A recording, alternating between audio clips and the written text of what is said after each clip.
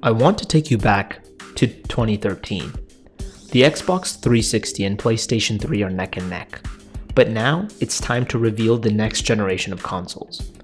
The reveal of the Xbox One and the subsequent E3 press conference will go down in history, not because of Microsoft's success, but rather as a historic failure, with a set of confusing used games and online policies, a focus on watching cable TV, bundling it with the Kinect, and being $100 more than the PlayStation 4. In this one period, Microsoft lost the generation. When the consoles did come out, it was clear. Not only was the PlayStation outselling the Xbox, it was doing so with a more powerful and sleek design. In comes Phil Spencer. He and his team were tasked with taking the smoldering dumpster fire that was the Xbox One and transforming it into a respectable console. Over the next 10 years, Phil and his team would get to work on fixing the issues plaguing the Xbox. They released new and improved hardware, spearheaded backwards compatibility, and subsequently launched Game Pass, a gaming subscription service which would be instrumental for Xbox moving forward. However, since Phil Spencer's tenure, there has been one massive issue facing Xbox: the lack of AAA exclusive titles. Although the Xbox One seemed to have a few interesting exclusives in its first few years, at least more than the Series X, many of these exclusives were underbaked, games such as Dead Rising 3, Quantum Break, and Rise Son of Rome. The only notable standout being Sunset Overdrive, one of the best, if not the best exclusive Xbox has released from the Xbox One generation. However, it was not enough. Once these exclusives had passed, Microsoft placed the entire weight of a console generation on 3 franchises: Halo, Forza, and Gears. However, 3 franchises can only bear the weight of holding an entire console up for so long, and soon there were enough cracks. Gears has quickly become more of a cult hit within Xbox rather than some industry juggernaut. People like to pretend that this franchise is still as relevant as it was in the 360 era. It simply is not true. I played Gears of War 4 when it came out. Sure, it's a competently made third-person cover-based shooter, but in today's era it's pretty stale. Forza, although delivering phenomenal results nearly every time, is a known quantity. By this point, everyone expects its release and its quality. Unfortunately, racing games are still a niche. Finally, there is Halo, which, let's face it, was never really the same after Bungie left. 343 had 3 chances, and they delivered 3 strikes.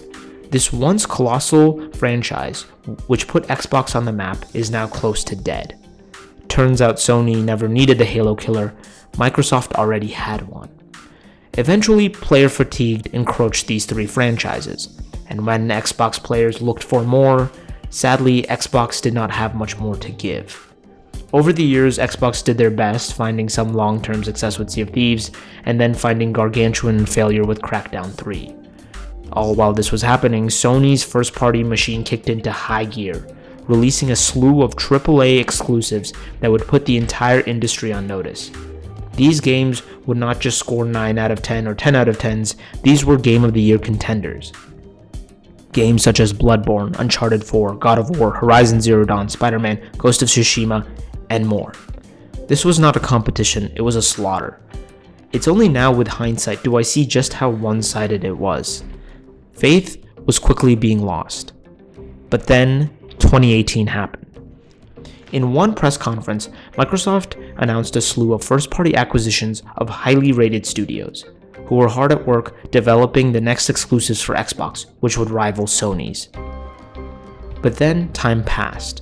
Pretty quickly, we were upon a new generation, with the Series X.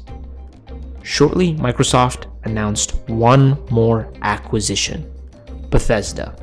In one massive $7 billion acquisition, Microsoft established itself as a serious first-party contender, gaining famed studios such as id Software, Arcane, Bethesda Game Studios, and much more, all of whom would be utilized to shore up Microsoft's exclusive offerings, with the crown jewel being Todd Howard's Starfield. Hope had been restored. Microsoft, unlike last time, went on to announce their console and nailed the messaging. Not only were they coming out with superior hardware, they were being direct with customers. No mixed messaging, no TV, just games. And with all the acquisitions Microsoft had made, soon Xbox players would be showered with exclusive AAA games. The time of simply relying on Halo, Forza, and Gears was over. And now, 3 years into the generation, well, actually it turns out it's just more Halo and Forza. Fuck me. Really, Microsoft? Come on. To put it bluntly, Microsoft's output since the start of the Xbox Series launch has been abysmal, releasing only 3 AAA exclusives, 2 of which were more Halo and Forza, and the most recent one, Redfall. Redfall was supposed to be the first AAA exclusive from Bethesda. It, along with Starfield, was supposed to come out last year, but due to delays, it came out this year, meaning that in 2022, Xbox had no AAA titles. And unfortunately, it seems Redfall is bad. Like, really, really bad. This has led many people, including myself, to run out of patience.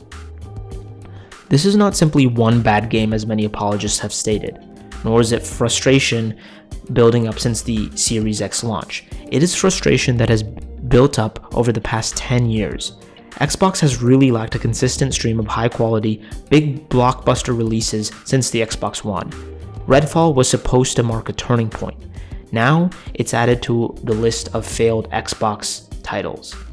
At this point, the fanbase is so desperate, some have even begun to hold up Rise Son of Rome as a great exclusive, a mediocre at best, rote action-adventure game with QTE-filled combat. Sony has had certain missteps in the past, but due to their other releases, they seem more like small missteps rather than a continued pattern like with Xbox.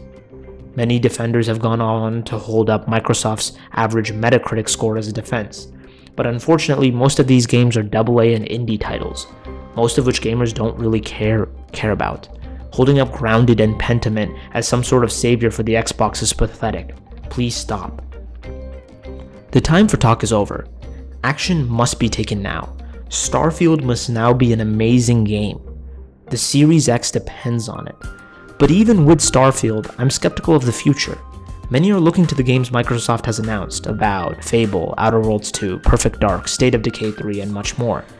However, here, I see trouble.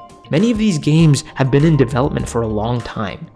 Since the initial acquisitions made in 2018, we have not seen anything except for Hellblade 2 gameplay. It's now been 5 years. The initiative, Microsoft's premier studio, has been hemorrhaging world-class talent, requiring Crystal Dynamics to help step in and get the game across the finish line. Fable 3 has been in development for 5 years, but apparently is still years away. We have nothing from Compulsion, and State of Decay 3 has been in development hell. With the amount of time that has passed, most of these games should be coming out soon. Microsoft promised 60 FPS, and it seems like many games have not hit that. Microsoft announced exclusives, but they are years away. This has all made me extremely disappointed with my investment in the Series X. I've now had to do reflection myself as to why I have stuck with the Xbox this long, even after continued disappointment for the better part of a decade. What prohibited me from making the logical decision to switch to PlayStation? Phil Spencer recently said in an interview with Kinda Funny's Xcast, apologizing for Redfall as well as promising a brighter future for Xbox. He goes on to state, and I'm paraphrasing here, that Xbox can't out-console Sony. But that doesn't mean Xbox can't out-game Sony. Phil has said there's no way that people will sell their PlayStation 5s for Xbox. However, if Microsoft does not get their act together soon, people could sell their Xbox for a PS5. Thanks for watching.